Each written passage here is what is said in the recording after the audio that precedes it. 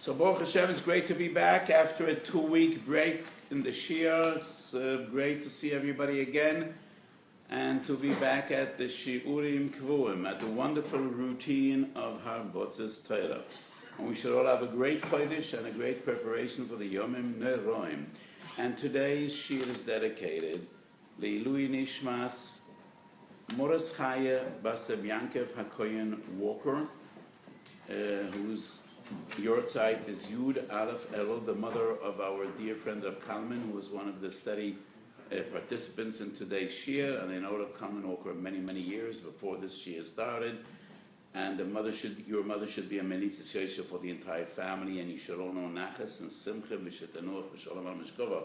The Shiur is also dedicated Leilui Nishmos Shel Sima Bas Reb Eliezer Lipa Halevi, who passed away on Rosh Chodesh Elul just a week ago. Shetanuach v'Shalom al Mishkova, and the Torah that we learned tonight should be Leilui Nishmoso. So one of the many mitzvahs in Parshas Ki Teitzei is a mitzvah which is noyeg bisman hazeh, and an interesting mitzvah, and a mitzvah which is not very commonplace, but it is not very rare, and people are mechabev this mitzvah very much. Ki yakorei kain tzipor lefonechu bederech b'kol eitzei al ha'oretz efroichim o beitzim v'ho eim roi betzes al efroichim o beitzim lo yitikechu em arabonim Shaleach teshalach chesuim v'sabonim tikach lof lamanitev loch v'harachtu yomim. So this is one of the mitzvahs in which HaKadosh Baruch Hu promises reward, the reward of life and long life. And we have an assay, and a lo ta'aseh lo tikachu em arabonim Shaleach teshalach chesuim v'sabonim tikach loch. So from time to time I get a phone call and wonderful people want to be mezaka me the mitzvah. I found a nest in my porch or in my backyard or the front yard. Would the Rav like to be mekayem the mitzvah of Shiluach Haken? And I usually tell people, why don't you do it yourself? And the reason I usually respond in that way is not because I don't appreciate the mitzvah, but because the person found the mitzvah, why shouldn't he perform the mitzvah himself? But beyond that. So the first question we will be discussing tonight is, what is the essence of this mitzvah? And there are two different interpretations. Is this a mitzvah chiyuvis? If you happen to stumble upon a bird's nest, and in that nest there are hatchlings and eggs, you have a positive precept, a positive mitzvah, to send away the mother and to take the little birds, the hatchlings, or the eggs. Or maybe there is no mitzvah at all unless you're really hungry and you want to eat either those eggs or those little hatchlings. But if you have no intention to consume them, then what's the point? And this is a major machlokes in achronim. While the Shiur, Shuvas Shiur Samach Zayin, maintains that this is a mitzvah regardless of your intention, whether you want to eat or not, you have the mitzvah to send away the mother and take the hatchlings and the eggs. And what am I supposed to do with them after I take them? Throw them away? Dispose of them? Do whatever you wish to do. But the mitzvah rests upon you, regardless of whether you need to eat them or not. So that is the opinion of the Shiur, one of the greatest halachic authorities going back more than 300 years. However, I think the majority of achronim have a different feeling, and at the conclusion of today's Shiur, I will support opinion number 2, and that is the Chassam Sofer, Tshuvas Orchaim Simen Kuf, Sefer HaMakna, who also wrote the Sefer HaFloah, one of the great Gedolim, and he was the Rebbe of the Chassam Sofer, one of the two great Rebbeim that the Chassam Sofer learned Torah from. Sefer HaMakna in Kiddushin Daf Mem Beis, and the Chazon Ish, Yored Esem Kuf Ayin Hey, and they maintain there is no mitzvah whatsoever unless you really have intention to either eat those hatchlings or eat those eggs. So in the vast majority I encountered, whenever people find a nest in our day, they have not the most remote dream of taking those little birds and cooking them, and taking them to a shaykhut and eating them, or consuming those eggs. So according to, I think, the majority of Hakenim, there is no mitzvah whatsoever. And the Chassam Sofer goes to the extreme writing, if you have no need for those hatchlings or those eggs, and you send away the mother, that is midas achzorius. It's just being cruel to animals, and there is no mitzvah whatsoever. That's the opinion of the Chassam Sofer. So why don't I come out in public and say, stop doing this, it's not a mitzvah? For two different reasons. One reason is, well, according to the Zohar, it is a mitzvah. And the Ari HaKodesh said some very outstanding things about the zgula of this mitzvah, and the fact that so many people cherish the mitzvah, and they're so happy when they do stumble upon a nest that has little birds in it, is because of the zgula that the Mikubolim, primarily the Balei HaKabbalah, spoke great things about this mitzvah and its zgula. And also because in the majority of cases, at least the ones that I was familiar with and cases that I am told about, people usually find these nests either in the tris or in the marpeset or on the windowsill, and they want to get rid of it anyway for their justified reasons. You don't want germs and you don't want insects, and you don't need birds on your windowsill or in your close proximity. And they are entitled to get rid of that nest. And if you want to dispose of it anyway, why not be Makayim the mitzvah of Shiluach again, according to some great halachic authorities? After all, the Shiur was one of the greatest poskim of his day and age, and therefore, but I definitely do paskin. If you're going in the woods, if you're taking a hike, if you're taking a walk, and you happen to see a nest, don't touch it, because according to the most achronim, there's no mitzvah whatsoever. So why be cruel to those little birds? So that definitely is my psak. So if you happen to see a nest in the woods, just ignore it and let them go on with their life. But if you find that nest in your house and you want to get rid of it and you are justified, you have the right to get rid of it, then why not try to perform the mitzvah and to be zocher in the great segulas of Shiluach Haken? So once again, two different opinions, two different approaches to the mitzvah of Shiluach Haken. Is it a mitzvah which is similar to Shlit? If you want to eat meat, you got to do Shlit.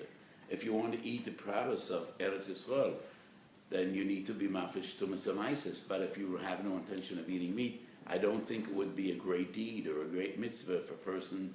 He learned Shchita, so he's going to go and he's going to start slaughtering the animals wherever he sees them. Every kosher animal, every kosher bird, and he's mekayim the mitzvah of Shchita. There's no point in killing animals unless you really have intention to consume their meat. And would the same reasoning apply to Shiluach Haken, or maybe Shiluach Haken is different? And Shiluach Haken is whenever you encounter and whenever you find a nest, and there's a bird, and he's sitting on eggs or on hatchlings, you have the chiyuv, you have the mitzvah to send away. So the Shiur proves his opinion, l'chayre from a Gemara, Chulen kuf lamet tes omid beis. The Gemara says, Yochel yechazer b'horim. One might think that there would be an Indian chazer b'horim, and to go looking and actively pursuing and looking for nests. Talmud loimer ki yekorei ve'einat u'mitzuvela chazer achareim. So the Shiur argues, if there would be a havamina, that a person needs to actively initiate and pursue and walk the woods and the mountains and the hills looking for nests. So if the essence of the mitzvah is just when you want to eat eggs or you want to eat the meat, then you have to send away the mother, what would be the havamina the person needs to initiate and look and spend time roaming the hills and roaming the woods looking for a nest? So that definitely would prove, according to the Shiur, that it is a mitzvah chiyuvis. And afal piken, nevertheless, even though it is a mitzvah chiyuvis, but the Torah says it is only if you happen to stumble upon a nest. That is when the mitzvah is chal. That is when you have the mitzvah, but you do not need to initiate and go looking for this. But if the essence of the mitzvah is only if you want to eat those eggs or those hatchlings, it is only then that you need to send away the mother. What would be the havim that a person has to go looking for a nest? Could we reconcile or reject this raya? And what would the some Sofer and the others and the Chazon Ish say about this raya? So, in any event, even according to the understanding of the Shiur, it still would be a tremendous chiddush to say that a person has to actively look for nests. If that would be the halacha, so how much? 3 times a day, like tefillas, shachris, mincha, marav, all day, all night. What would be the havim in it that a person? Could there be a havim in it that it is a chiyuv to go out of your way? Is there anything similar in Torah? Well, we have a mitzvah of tefillin. So you need to achieve tefillin. You need to acquire tefillin. But that is different because you have a mitzvah of anochas tefillin. So you need to achieve tefillin. You buy them once and they're yours. But could there possibly be a havim in it that a person has a chiyuv to roam the woods and roam the land looking for a nest? If that would be a chiyuv, how much time a day does he have to spend? Once? What would be the gather? What would be the shiur? So maybe, and this is something the Chazon Ish suggests, even though I find it very far-fetched and very unreasonable. So the Chassam Sofer in Kufayin Hay, the simon I quoted in your day, suggests maybe the havim in it would be at least once in your life. And, well, if you're an urban city dweller, you have less chance of finding a kensipper than you live in the suburbs or in the woods or in the country. But the havamina would be, once a life a person has to be Makayim, the mitzvah of Shiluach again, and that is what the Gemara says, Yochel Yechaza Ba'orim, Talmud Loime Ki Yekora. I think this interpretation is unreasonable for 2 different reasons. One, doesn't really fit in with the Lashon of Chazal. If it's once in your life, Chazal would clearly state that that is the havamina. Yochel chayev odam l'kayim pa'amachas b'chayev talmud lo'ime ki yekora. Doesn't really fit in with the lashon yochel yechazer b'horim. And the other reason I think this interpretation is unreasonable because I think there is no such a thing. There is no mitzvah in the Torah in which a person is mechuyev to be makayim once in his life. The way I understand the mitzvahs, and we spoke many times in our shiurim about the essential definition of mitzvahs and the breakdown of different mitzvahs. And in the way I see klal mitzvahs at Torah, there are mitzvahs of Seder Hayom, which belong to the routine of a Jew. Avodas hayom yom, Shabbos and Moed. And many times I voiced my opinion, and our Kavuzdik participants will recall this. I say, the essence of Avodas Ukel is Seder Hayom. That is the Ikar. Ikar Avodas Ukel are the mitzvahs of Seder Hayom, Shabbos and Moed. And those are mitzvahs shebegavra. All the others are about the result. We need to do certain acts to bring forth the result. That is all the other mitzvahs as say. I do not think there is one mitzvah which a person is mechuyev to perform once in his life. There is no such thing. The only mitzvah which a person has to perform once in his life is Ksiva Sefer Torah. Because the essence of the mitzvah is not the ma'aseh. It is the result. What the mitzvah is all about is possessing a Sefer Torah, having a Sefer Torah in your possession. So it's not that you need to perform this mitzvah once in your life. No, you have this mitzvah every day of your life. So you need to once write a Sefer Torah. But if you lose your Sefer Torah, you give it away, you have to write a new one. So it's not similar to Shiluach Haken. Is there any other mitzvah which a person has to perform once in his life? I don't think so. But I am aware of the Sefer Chinuch Mitzvah Tov Reish Gimel. And he deals with Schiras Maseh Amalek. So we read Parsha Zochar once a year. Is that Min HaTorah? Definitely not. It's Midrabanan. So many Achronim maintain, why do we need to read Parshas Zohar once a year? The Torah says, Zohar, Sashar Sorcha Molek, Lo Tishkach. Avelis is 12 months. And why is Avelis 12 months? Chazal say, they quote the Pasuk, Nishkachti kemeis malev hoisi kichle yoived. And Chazal, with their infinite wisdom, determined the 12 months is a zman of shichacha. And that's why Avelis is Yud Beis Chodesh Achrei Aviv Ve'imoy. So some Achronim maintain that is why we need to read Parshas Zohar once a year, because that is a zman of shichacha. That definitely is Midrabanan. So the Sefer HaChinuch writes, in Mitzvah Tov Reish Gimel, Loi Tishkach, a person that never read Parshas Zohar, or he never mentioned Maaseh Amalek all his life, is Mavatal the Mitzvah. And some understand from the Sefer HaChinuch, well, the Chinuch speaks about the Lo Ta'aseh, but the same rule would apply to the Mitzvah Saseh. And it's a Mitzvah, Min HaTorah, once a life, but that just doesn't make sense. Why would there be a mitzvah that a person has to perform once in his life? I don't think there's such a category. So the way I understand Sefer HaChinuch, I know it's a Chiddush. It's a Chiddush that you need to think about 20 times, and only then will it have the proper appeal, because it's different. So what is the mitzvah of Schiras Maaseh Amalek? When and how much? Ele dvorim she'ein lehem shiur.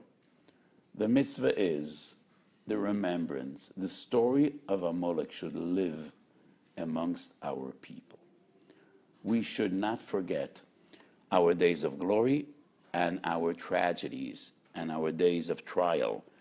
So Maaseh Amalek is something we let's not forget, and therefore the mitzvah is not defined in time as much as is required. As much as is required.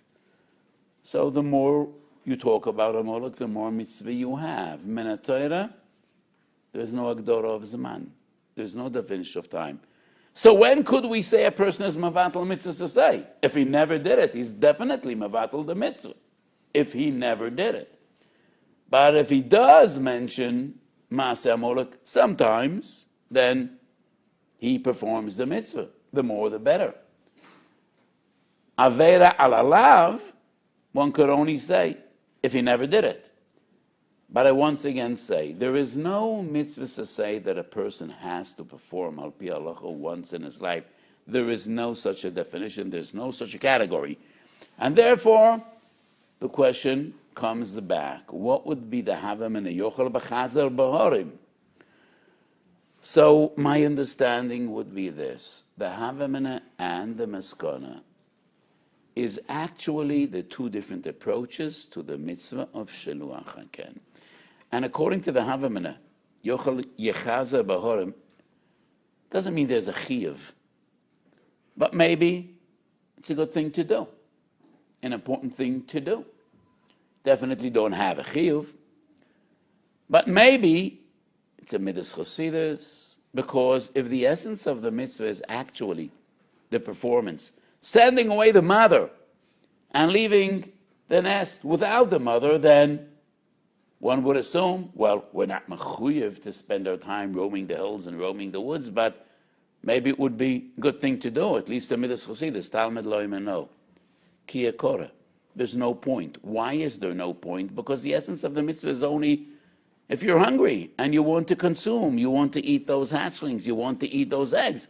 So there definitely would be no midas chasidus at all and looking for birds to send them away. So, in my understanding, that exactly would be the havamina and the meskana. Havamina kishitas achavasyor, and the meskana is kavonas achsam soifa v'chazonish. And even according to the havamina, yochol v'chazar v'horam, it would never occur to us that it's a chiyuv. But maybe it would be a good recommendation, a recommended code of conduct. You know, if it's a mitzvah, why not try to perform the mitzvah as much as you can? So I have realized, learning all these years, that we find in another 4 sources a similar ma'amar chazal, yochel yechazer b'horam, and I think it's very significant. So in Yerushalmi Mesechet Soita Daf Mem Omed Aleph, on the mitzvah of Egla Arifa, and an Egla Arufa, The Pasuk says, Ki yemotzer bikirbecho. So the Gemara says, the Yerushalmi says, Yochel yachazer bahorim, Talmud loimer ki yemotzei. So, even if we would assume that, according to the Chazon Ish, once in your life, you need to be Mekayim Shiluach Haken. Oh, so once in your life, you need to be Mekayim Egla Rufa. That would be a bit strange. So maybe you need to see to it that somebody gets killed and thrown out somewhere in the woods, and Yochel Yechaz B'Horim, you need to be Mekayim the mitzvah once in your life. So this proves beyond doubt that the Havemina, the Loshen, Yochel Yechazer B'Horim, doesn't necessarily mean that this is something you need to do. You're mechuyev to do. And it also goes against the understanding of the Chazon Ish. The Chazon Ish says, Yochel Yechazer B'Horim, to be Mekayim the mitzvah at least once in your life. You can't say that regarding Egla Rufa. So, once again, the Havemina would be,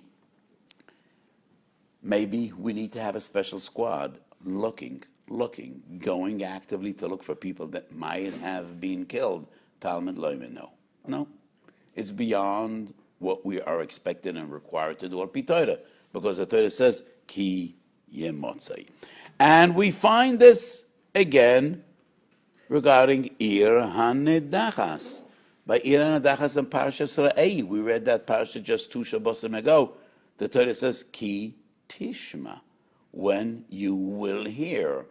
So what would be the Havemina regarding Ir HaNedachas? It's just the same as Egla Rufa, because the background of Egla Rufa and of Ir HaNedachas is tragedy, is sin, is transgression. So how would we, regarding Ir HaNedachas, say, Yochel Yechazer? Well, so the common denominator of all these mitzvahs, the Torah speaks about chance, about coincidence. Ki tishma be'echod she'orecho regarding Ir HaNedachas, Ki yemotzei regarding Egla Rufa, Ki yekorei regarding Shiluach Haken.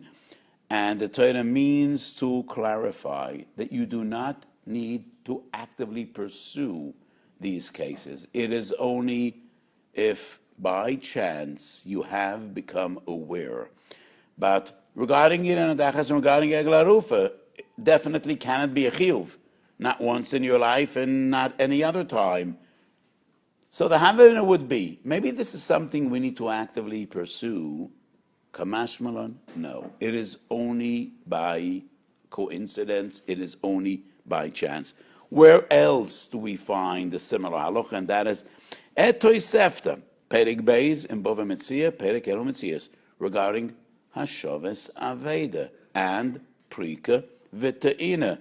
So regarding these two mitzvahs, Ki Tir'eh, Shor Ochicho Ocha Moiroi, or Ki Tivga. So once again, regarding these two mitzvahs, the Torah says, if it will transpire, if it will be happen, if you will happen to see, and therefore we find the same formula, the same formulation regarding Hashoves Aveda. Yochel Yechazer. Well, one could say, yes, maybe we should actively go looking for Avedas. Kumash Malon? No. That is not what the mitzvah is about. It is only if you happen to find an Aveda. So my basic approach regarding all these different sources, what do we have? Hashoves Aveda, Prika V'Te'ina, Ir HaNedachas, Egla Rufa, and our sugya, which is Shiluach Haken. 5 different mitzvahs. By none of these would there be a Havemina that it's a Chiyuv Gomer. It cannot be a Chiyuv Gomer, because if it would be a Chiyuv, the question would be, how much? When exactly? The Havemina would be, it is something which we should actively pursue, at least as a Midas Chasidus, as a Lachatchila, Kumash Malon, no. The essence of the mitzvah is dependent on chance encounter. There is no mitzvah at all, not even Lachatchila, to actively go looking for Avedas, or looking for people that were killed, or looking for nests to send the mother away. So the way I understand it, the machlokes between the Shiur and the Chassam Sofer is essentially the Havamina and the Maskana. Because if this would be a mitzvah chiyuvis, like a Shuvas Aveda, like a Egla Harufa, then there would be a point in assuming we should be actively pursuing this mitzvah, not as a chiyuv, but at least as a mitzvah, as a lechatchila. Kamash malan? No. And why not? Probably because the mitzvah is only a mitzvah kiyumis. If we have no intention in eating those hatchlings or those eggs, then there is no mitzvah. So going back to the Tshuva Chassam Sofer, Chelek Or Chaim Siman Kuf, the Chassam Sofer argues that, well, the very definition of this mitzvah and its interpretation would depend on two different sources that we find regarding Tamei HaMitzvot. And I do not recall whether I dedicated a shiur in this Mokum Kodesh regarding Tamei HaMitzvot and their weight and their significance in halacha. But this is one of the few tshuvas in which the Chassam Sofer relates to this broad topic. So the Chassam Sofer writes, the Ramban on the Torah says that Shiluach Haken is all about Rachmanis, v'rachamov al kol ma'asov. That is actually the Moreh Nevuchim. The Rambam, third chelek in Moreh Nevuchim, and I think I mentioned this before, third chelek of Moreh Nevuchim is dedicated rov rubai to the concept of Tamei HaMitzvos. Chelek Gimel Perek Mem Ches, the Rambam says, Shiluach Haken is a manifestation of HaKadosh Baruch Hu's mercy and Rachamei Shamayim. And that is why HaKadosh Baruch Hu says, send away the mother before you take her offspring. So the Chassam Sofer says, according to the Rambam and the Ramban, if you have no intention of eating those hatchlings or eggs, then there would be no mitzvah whatsoever. To the contrary, why would you cause suffering to the mother by sending her away, and suffering, unbearable suffering, to the hatchlings, which will perish? So, what's the point? However, the Zohar, Tikunei Zohar, Tikun Vav, the Zohar has a totally different approach, and the Zohar says, Knesset Yisrael nimshal yaina. So, Klal Yisrael is mushal to a bird, and that is why there's no mitzvah of Shiluach Haken, only by kosher animals, only by kosher birds. So when we send away the mother, and the mother longs for her children, and she pains for losing her children, that is ma'orer the gaguim of HaKadosh Baruch Hu leknesses Yisrael. And it is ma'orer rachamei shamayim. That is what the Zohar says. So according to the Zohar, yes, this is a mitzvah we should actively pursue, because it's not just minimizing the suffering of the mother. No, it has nothing to do with Rachmanis. To the contrary, it is the essence of the mitzvah is to cause the mother to pain and suffer and long for her children. And that is how we are ma'orer rachamei shamayim. That's what the Zohar says. So the Chassam Sofer says, so our psak and our understanding and interpretation of the mitzvah would be dependent on the two different approaches regarding Tamei HaMitzvot. So why does the Chassam Sofer decide against the Zohar and to accept the interpretation of the Moreh Nevuchim? Well, these are the Kabbalists against the philosophers. So why would we give more weight to the philosophers? So the Chassam Sofer has an interesting argument, and he says the reasoning of the Zohar is flawed. We don't really understand it, because the mitzvah is one of Taryag Mitzvah Shebetoira, and it is noeg b'zman shebeis hamikdash kayim, and b'zman shebeis hamikdash kayim the Shechina is not in Golus. So if the entire reasoning of the mitzvah is Shechinta begalisa, and to be oirer the tzara Shechina of Klal Yisrael that is in Golus, how would we interpret this mitzvah b'zman shebeis hamikdash kayim? And therefore we should accept approach number 2, which is interesting, and it proves that the Chassam Sofer did not see the Zohar. He only was aware of the Zohar quoted by the Shiur. And the Shiur is a partial quote, because that very same question the Chassam Sofer asked on the Zohar, Rabbi Loza bar Reb Shimon asked his great father, Reb Shimon bar Yochai, in that very same Perek in Tikkun Zohar Tikkun Vav. So when Reb Shimon bar Yochai elaborated and he proposed this approach to the mitzvah of Shiluach Haken, to be ma'orer tzar Shechina on Klal Yisrael that is in Golus, that is what his great son, Rabbi Loza bar Reb Shimon, asked. And Reb Shimon responded, Bizman shebeis hamikdash kaim were ma'orer tzar Shechina and rachamei Shechina ala neshomes hanidochos. The neshomes that were pushed away, or the neshomes that are lost in oblivion. So we don't really know much about neshomes hanidochos. But that exactly was the question of Rabbi Loza, and that was the answer of Reb Shimon. So Reb Shimon already addressed this question. So that would be no basis of rejecting the time of the Zohar.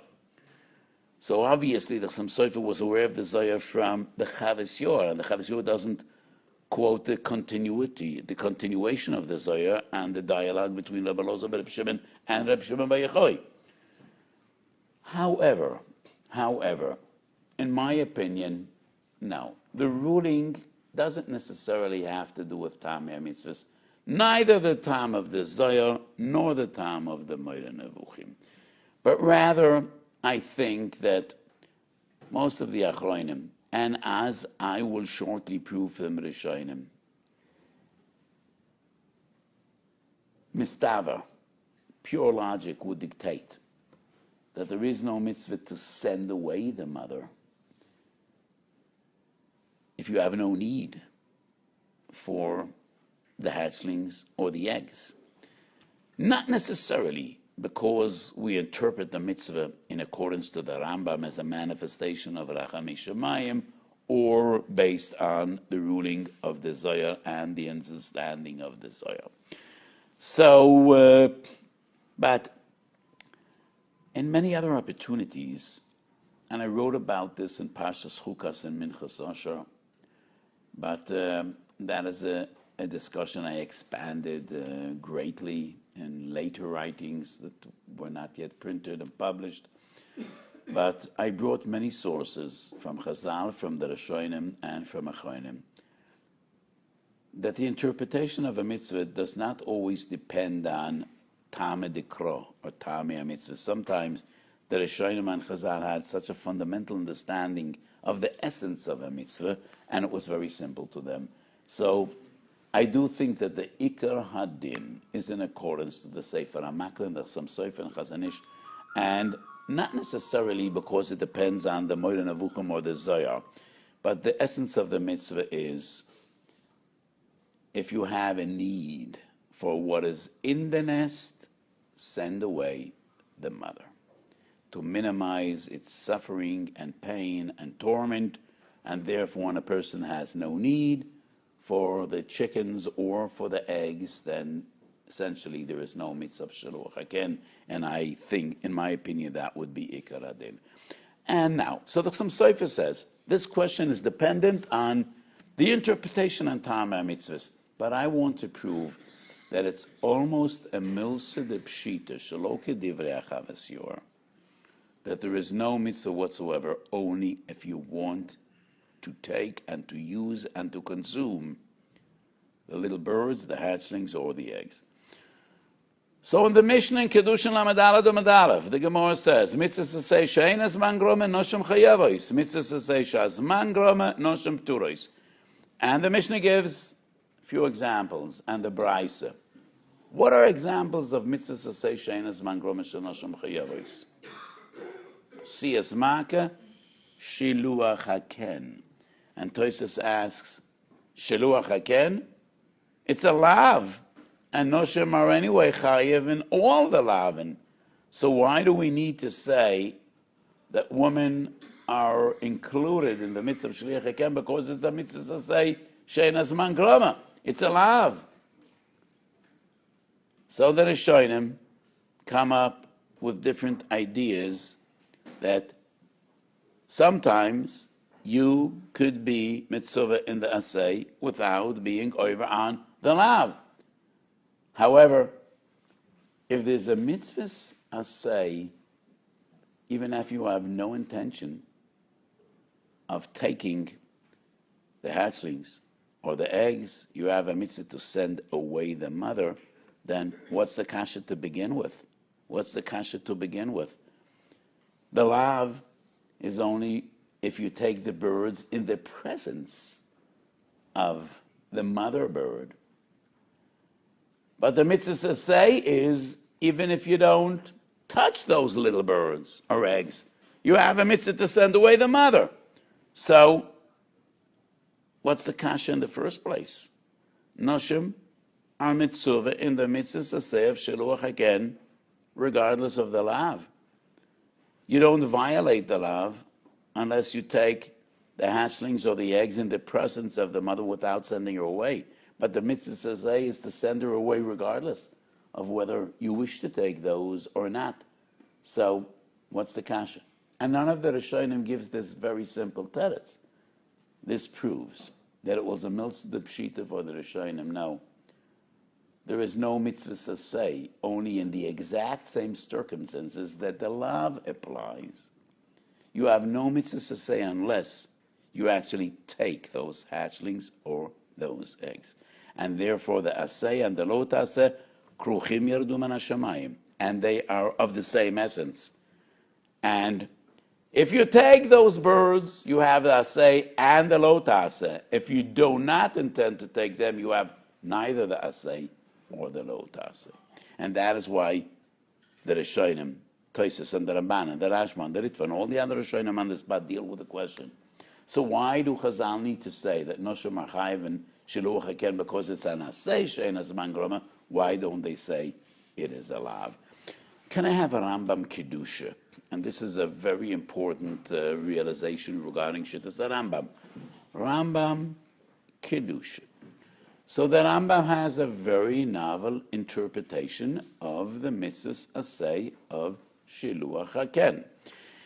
And I know to everybody this seems to be a big chidush. Rambam Kedusha.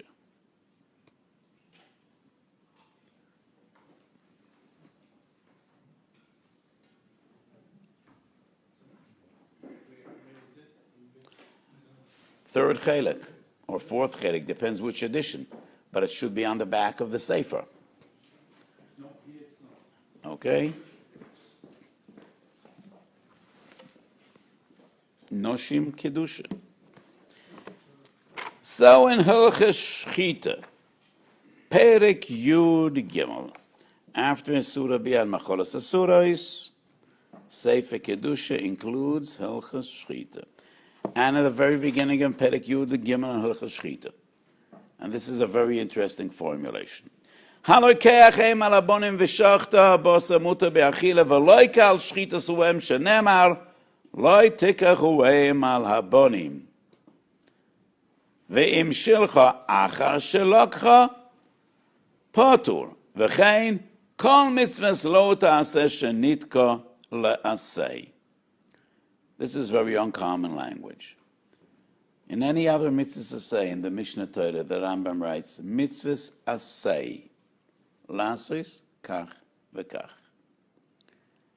Even by a mitzvah kiyumis, for instance, mitzvah shchita, which will bring us all the way back from the end of hiluach shchita to the very beginning. Perek Aleph, halacha Aleph, mitzvah sasei sheyishchut mi sheyirtze lechol boso. So there's no mitzvah unless you want to consume meat. But nevertheless, the formulation of the Rambam is mitzvahs hasei sheyishchut mi sheyirtze lechol boso. Do you recall the very first halacha in Hilchos Ishus? Mitzvahs hasei shel Torah lekadesh isho va'achar kach yis'ena. So why doesn't the Rambam say mitzvahs hasei shel Torah l'shaleach et ha'em im yirtze lechol efroichim o beitzim? According to the Rambam, this is a mitzvah to say one could perform only b'di'evid if he violated the lav. Sending away the mother before you take the hatchlings or the beitzim is only because of the lav. The mitzvah to say is only after you violated the lav. According to the Rambam, this mitzvah to say is similar to what? V'heisha v'sagzela asher gozal. You cannot perform the mitzvah saseh unless you violated the law. Only a gazlan has the mitzvah of a heisha v'sagzela. Only one that took the chickens or the eggs and he did not send away the mother, only then does he have the mitzvah of shalech to shalech. That is an extreme opinion. So according to the Rambam, milza the pshita that you have no mitzvah if you do have no intention of consuming the meat or the eggs. The Rambam is not a das yochid. It is also the Ran, Chulendaf Kuf Mem Aleph. But in Rambam it's clear. It is also clear in the Protea Mitzvahs in the beginning of hiluach. And I explained this many times. The Rambam, before every sefer in the Mishnah Torah, specified which are the mitzvahs. Aseh velo taseh, that I will explain in these halachas. Hiluach shchita, yesh b'chlolon, chamesh mitzvahs, shloisha mitzvahs aseh, v'shtei mitzvahs lo taseh. Number 4, shelo likach hu'em al abonim. Number 5, l'shaleach hu'em im lokcha al habonim. So this also makes it very clear. According to the Rambam, the mitzvah say is only b'diavad. L'shaleach ha'em im lokcha al habonim. So the way I see it, there are 2 different interpretations of the Rishonim, but they do not coincide with the 2 different opinions in the Achronim. No one of the Rishonim says there's a mitzvah to send away the mother without an intention of eating meat or eggs. No. That is an opinion we do not find in the Rishonim. The only 2 opinions we find in the Rishonim is the mitzvah to say before violating the law. That is the opinion of all the Meforshei Hashas in Kiddushin Daf Lamed Daled, the sugi I mentioned before, or the Rambam. The mitzvah to say is only l'shaleach ha'em im lokcha al habonim. And therefore, I do not think that this psak must be based on philosophy or Kabbalah, whether the proper interpretation is the Zohar or the Moreh Nevuchim. Lo darshin an ta'ameh dekra. But I think what is clear from the Rishonim, Amudei HaHalacha, the Rambam, and all the Rishonim of Shas, to them it was a pashtus. There is no mitzvah whatsoever to send away the mother unless you really have a plan and you have intention to use either those little hatchlets or the eggs. Otherwise, there would be no mitzvah whatsoever. However, going back to the beginning of this year, the Birkei Yosef in Reish Tzadik Beis in Yoredeya quotes, in the name of the Riyah Kodesh, that a person should go out of his way to perform this mitzvah. V'dechavosa. I don't know what that means. This mitzvah and similar mitzvahs.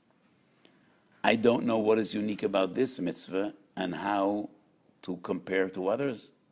So I don't know what the Ari means, mitzvahs, Shiluach, Haken, v'dechavosa. Does Ari merely mean to say that a person should perform each and every mitzvah say at least once in his life? I explained before there is no such a definition in mitzvahs. But al-pi Kabbalah, there is some inyan to be zoich in the oires, and the different oires and sgulas of every mitzvah. Doesn't seem. Because the Birkei Yosef quotes from the Ri that a person should be mishtadel. And we do find in Medrash, in this week's Parsha, in Medrash various different sgulas. And that is why people are very mechabev this mitzvah. And the Pischei Tshuva, Reish Tzadik Beis Sif Kot Nalef, quotes the Mishnah's Chachamim. And the Mishnah's Chachamim, no, I think he quotes the Mishnah's Chasidim, maybe I'm mistaking. And that is one of the Talmidei Ha'ari, Reb Immanuel Chai Riki, which is a Sefer al-pi Kabbalah, and he says, Be'idne derischa, we are punished for not performing Shiluach Haken. What does Be'idne deritcha mean? Where is the source? Only once in the entire Shas, Menochas Mem Aleph. Be'idne derischa, we are punished for not wearing Dalet Kanfis. So on one hand, it proves that it's an important mitzvah But on the other hand, it also proves that by basic halachic definition, one does not have a chiyuv to send away the mother unless he wants to use those hatchlings or eggs. Because if it would be a chiyuv, then we're punished even shelo beid nederitche. Beid nederitche is only when you do not have a chiyuv, like wearing dalet kanfis in order to wear tzitzis. But what we do learn from this source is it's not a chiyuv, but it is proper. And it is something which you should try to perform. And that is the basis of minhag olam, even though by pure halachic definition, I think we made it clear beyond doubt that the Chazon Ish and the Chassam Sofer are right, velo kidivrei hachaves Shiur. So just very briefly, very shortly regarding how are we makayim the mitzvah, which is also quite complicated, and therefore it is not a mitzvah which I pursue very actively. So the Chassam Sofer in that very same tshuva, in Siman Kuf, says, Machlokes Rishonim, are we makayim the mitzvah by merely scaring the mother away and causing it to fly away, or do we actually need to touch it and push it away? So from my experience, it's a bit hard to push it away because usually birds, as most little animals, fear people.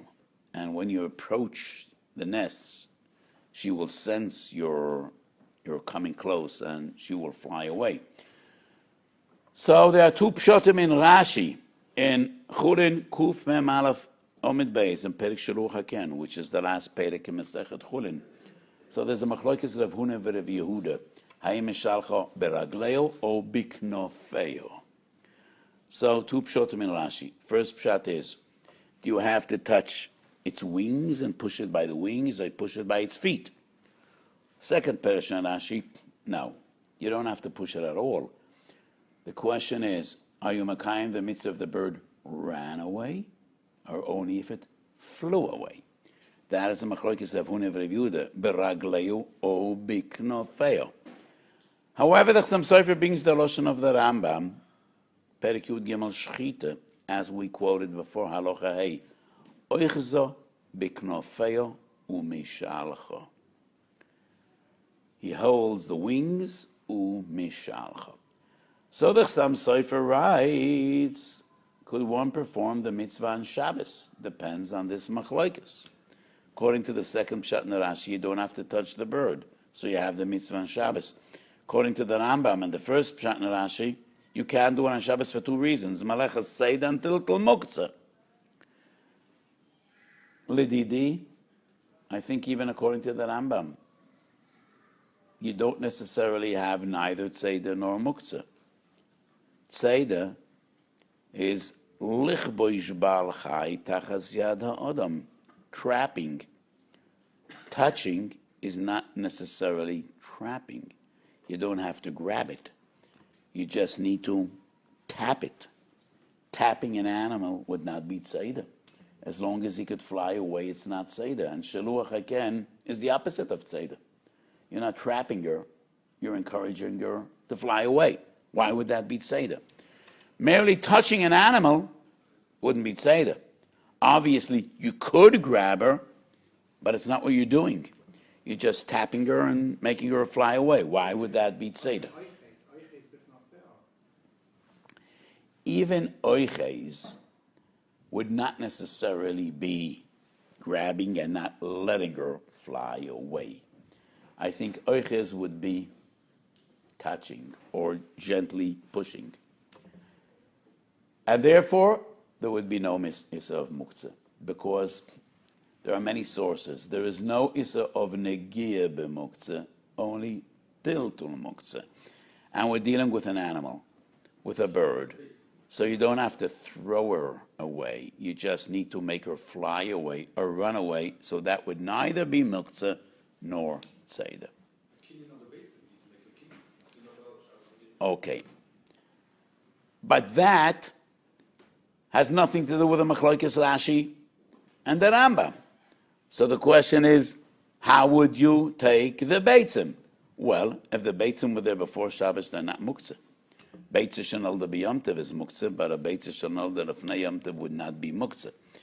And when we're dealing with chicklets, with little birds, well, yomtiv, they wouldn't be muktzah because theoretically you could shech them and you could cook them, even though we don't do that in our days.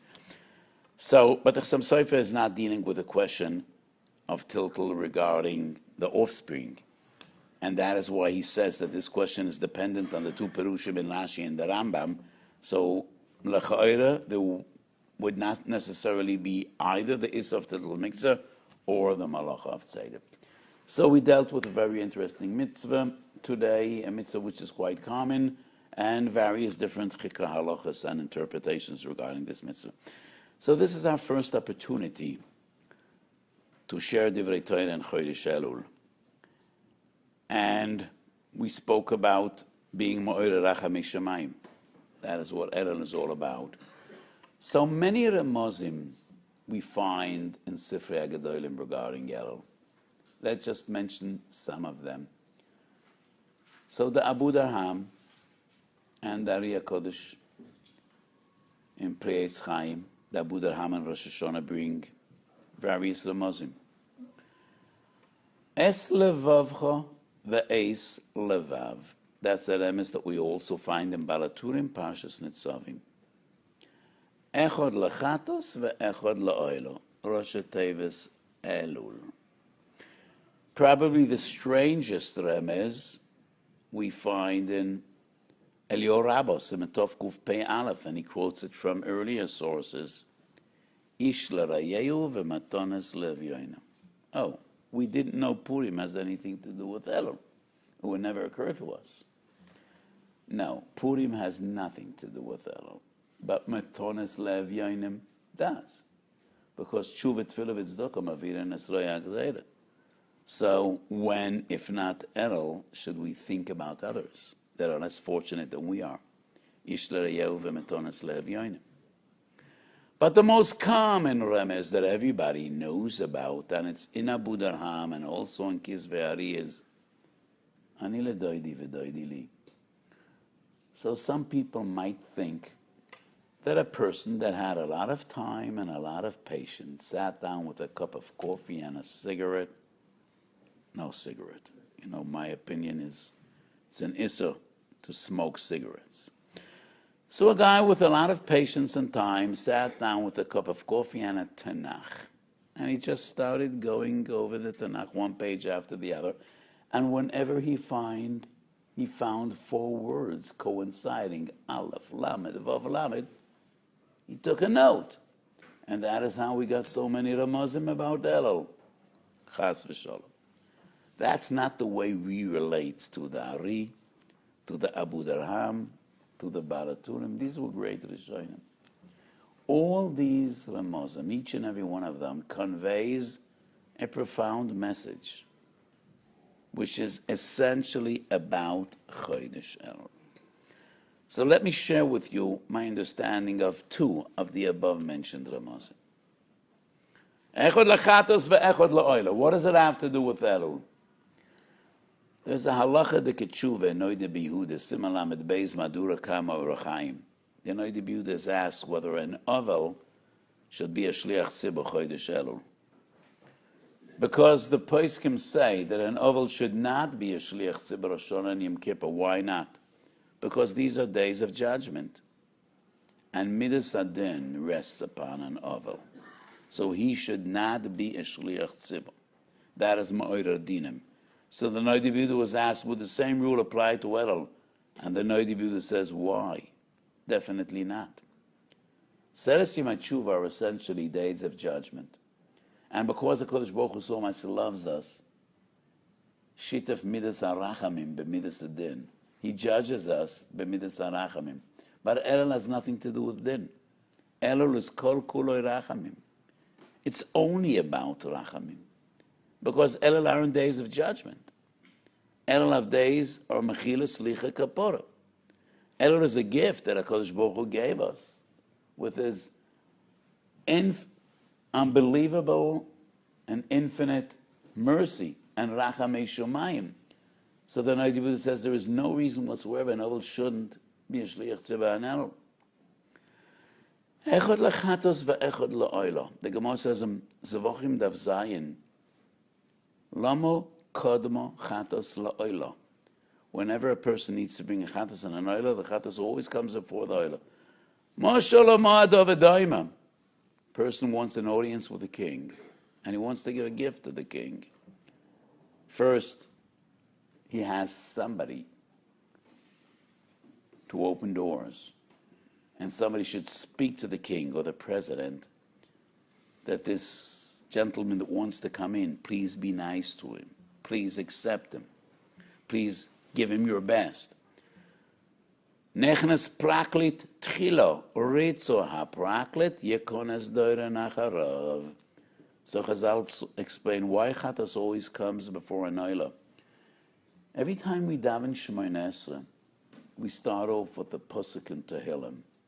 Hashem sefosai tiftach ufi yagid tehilosecho. Why? It's a Gemara, but the Gemara doesn't say why. Rashi in Tehillim on this pasuk, Rashi says, Hashem Machoil la'avonosai kidei sheyeli pischuin pelefonecha. We stand before HaKadosh Baruch Hu, we plea and we ask for His mercy, for His gift. Are we fitting to stand before HaKadosh Baruch Hu? Are we ra'ui? And why would you think HaKadosh Baruch Hu should listen to your prayers? And therefore, we start with a pekosha, Rabbeinu Shalom, Machoila Aveinosai Kedei Sheyeli Piskun Peh, and that is why Chatas comes before Roila, and that is why Elul comes before Tishrei, and that is the essence of the Remez Echod LaChatos veEchod LaOila, and that is why Elul is a gift that HaKadosh Baruch Hu gave us. Before Yemei Hadin, before Yemei HaMishpat, before standing for judgment, take advantage of Chodesh Elul, just to come closer to HaKadosh Baruch Hu. Are you aware what the very first source of Elul is? Nowhere in Bavli or in Yerushalmi, but a very important source in Pirkei de Rebbe Eliezer. Moshe Rabbeinu comes down from the heavens, and he sees and he hears the terrible chait of the Egel, and he shatters the luchas, and again he goes up again, and he prays and pleads and cries, Arboam Yoim Vaboam Lailo. And when does he finally hear Solachti on Yom Kippur? So counting back from Yom Kippur 40 days takes us to Rosh Chodesh Elul. And it is then that the days of Elul became days of Rachamim, Mechilas Avon, V'Kaporas Pesha. That is what Elul is all about. Echod Lechatos ve'Echod Lo'elul. And that is what the remez of Anila Doidi V'Doidi Li means, because Elul frightens us, especially the Ashkenazim that hear the shofar every day in the morning. And the Navi says, Im yetoka shofar be'ir v'am lo yachoradu. But Elul is all about Ahava, not about Yira. Because the Posuk Anila Doidi V'Doidi Li does not appear in Megillas Eicha. It's not in Sefer Iyov. It's not even in Pirkat HaChoch and Sefer Yirmiyahu. Where is it? Shira Shirim. Shira Shirim is a love story. Shira Shirim is not about Yira. It's about Ahava. And the Rambam writes in the 10th Perek of Hilchos Shuvah, the entire Perek is dedicated to Ahavas Hashem, to Avodah Ma'ava. And the Rambam writes, called Sefer Shira Shirim Nichtav Kemoshol Le'inyan Hazeh. So Shira Shirim is about Ahava. And that is all that Chodesh Elul is about. It's about Ahava. But you recall the story in Shira Shirim, right? The Raya is desperate. She's in panic. She runs around, B'rachoyves b'mishvokim. Hara'isem is doidi. Did anyone see him? I can't live without him. I long for him. Where is he? He has left me. And then she's in bed, and he comes knocking on the door. We would expect her to jump out of bed, to rush to the door, open the door and embrace him. What happens? Pilei plois. He's knocking on the door. And then she becomes lazy and she says, Rachatzti et raglai, eichocho atanfeim, pashatati et ktonti, eichocho al bishena. Are you the same person? Aren't you the one that was running around town all day, looking for him, crying and pleading and yelling and asking every passerby, did anybody see the died? Aren't you the one? What happened? And that's our story. That's our story.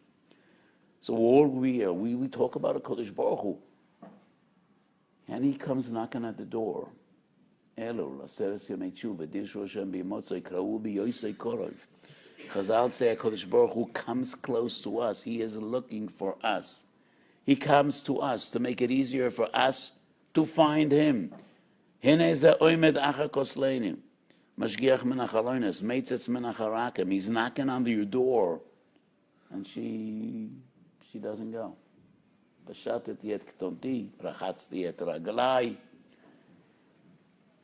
So HaKadosh Baruch Hu is knocking at our door, and Chodesh Elul. That is what Elul is about. Ani ledoidi v'doidi li. So this posuk appears in Shir HaShirim in two different versions. In Perek Beis it's doidi li, v'ani lo. Perek Vav it's ani ledoidi v'doidi li. What's the difference between the two? I think the difference is a very basic one. Perek Hey and Megillas Eicha, the Medrash says that there is an eternal argument between Kodesh Baruch Hu and Knesset Yisrael. In our prayers, we plead with the Kodesh Baruch Hu, Hashivenu Hashem Elecha v'nashuvo, bring us back, and we will come back. But you do the first step. Kodesh Baruch Hu says, no, doesn't work that way. Shuvo elai, v'ashuvo elechem. So Hasidim tell the story of the Rav Shitzer Rav. Are you all familiar with the Rav Shitzer Rav? Reb Naftali Tzvi of Rav Shitz. He was the great Rebbe of the Divrei Chaim, of the Tzanzarov, and he's the Zera Kodesh. His Sefer is called Zera Kodesh. So Reb Naftali Tzvi of Rav Shitz was once sitting in his wagon, and the Balagola was driving the horses, and it was the middle of the winter in Poland, and one of the wheels sank into the mud. So the Balagola goes out of his seat, he huffs and he puffs, he pulls and he pushes, to no avail. Can't get it out of the mud. So he goes to the Rebbe's window, he knocks on the window, and he tells the Rebbe, Weiss as a pasnicht, I'm aware that it isn't mechubed. But if you do want to get home before summer comes, then maybe come out and help me push. I wasn't there at the time, but I assume that what happened was and the Rebbe and the Balagola together are pushing. Still, they can't get it out of the mud. So the Rav Shitzer Rav noset ein avla marom, and he says, Rabbeinu Shalom, I firmly believe in Hashgacha Pratis. And I know that I'm stuck in the mud because you expect me to do tshuva. But it's a bit hard to do tshuva when you're wet and cold and you're up to your knees in the mud. Please bring me home. I'll have a hot cup of tea, and I promise to do tshuva. And the Hasidim knew that the Rav Shitzer Rav didn't speak about his personal predicament on that day. We're stuck in the mud for the past 2,000 years. Stuck in Galus. And we know what it's all about. We know that we got to do tshuva. But it ain't working. It's been the same for 2,000 years. So obviously it's hard to do tshuva when you're stuck in the mud. Rabbeinu Shalom, bring us home. Bring us home. And then we'll do tshuva. That is what we've been arguing all along. Hashivenu Hashem Elecha v'nashuva. So doidi li va'ani lo is one version. That version says, Rabbeinu Shalom, you do the first step, doidilu, and then anilo. So if we would have our way, this month would be Chodesh Dalul, not Chodesh Elul. We would choose the Posik doidili vanilo. But ultimately, it's for HaKadosh Baruch Hu to decide. He is the one that says, no. Shuvu elai vashuv alechem. And that is why the name of this month is not Dalul. It's Elul. Ani ledoidi, and only then, doidili. However, HaKadosh Baruch Hu tells us, Kendalach. I know it's hard. Let's do it together. Let's do it together. And HaKadosh Baruch Hu gives us his hand. Please, give me your hand. Let's do it together. That is what Elul is all about. I'm coming halfway, and you come halfway. So HaKadosh Baruch Hu is down from the heavens. HaKadosh Baruch Hu says, okay, it's hard. I know it's hard. So let's do it together. Kol doidi doifek. And then suddenly we run away and we don't cooperate. So when HaKadosh Baruch Hu is knocking on the door, we need to respond. And when HaKadosh Baruch Hu comes closer to us, we need to come closer to him. And we need to take advantage of these magnificent days of Elul. They have nothing to do with din and mishpat, only with ahava and rachamim. So we should take advantage of these days which HaKadosh Baruch Hu gave us as a gift to make it easier for us to approach him and to come closer to him and to do tshuva. So in Chodesh Elul, everybody has to learn more Torah and be better in Kavanas Atfila and say an additional few prokim of Tilim every day and give more tzedakah and chesed and far more bein odam l'chaveroi. Because in Shabbos Kufru and Aleph and Yerushalmi Bovakam Alamed Vav, Chazal say Kol HaMarachem Ala Briot Merachamim Alav Min HaShamayim. And Rosh Hashanah Yud Zayin Chazal say Kol HaMaver Al Medoisav Mavirin Lo Kol Pshuav. No greater Zgulas. So Midish Ben Odom L'Chaveroi and Tzedakah and Torah and Tefillah. V'hu Rachum Yechaper Oven. And we should be Zoichet to Mechilas Licha V'Kapora. And we should all have a Shona Toiva V'Mesuka. And this coming year should be a Shnas Geula V'Yeshua. B'Bias Goyel Tzedek B'Mheru V'Yomeinu. Amen.